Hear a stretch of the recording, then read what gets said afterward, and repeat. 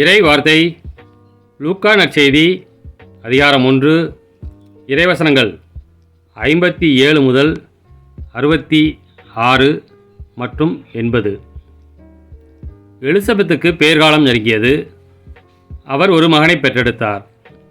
ஆண்டவர் அவருக்கு பெரிதும் இரக்கம் காட்டினார் என்பதை கேள்விப்பட்டு சுற்றி வாழ்ந்தோரும் உறவினரும் அவரோடு சேர்ந்து மகிழ்ந்தனர்.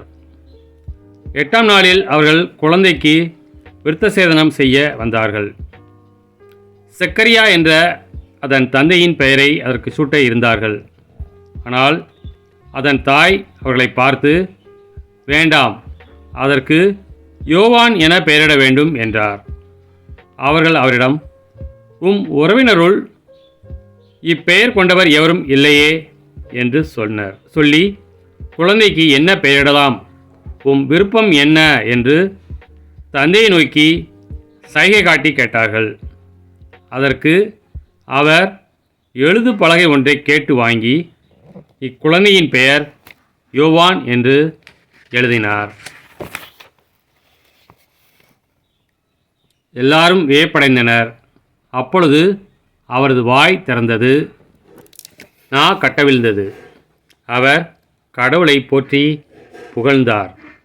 சுற்றி வாழ்ந்தோர் அனைவரும் இதை பற்றி கேள்விப்பட்டு அஞ்சினர். இச்செய்தி யூதேயா மலை நாடெங்கும் பரவியது. கேள்விப்பட்டவர்கள் யாவரும் இச்செய்தியை தங்கள் உள்ளங்களில் இருத்தி, இக்குழந்தை எப்படிப்பட்டதாக இருக்குமோ என்று சொல்லிக் கொண்டார்கள். ஏனெனில் அக்குழந்தை ஆண்டவருடைய கைவன்மையை பெற்றிருந்தது.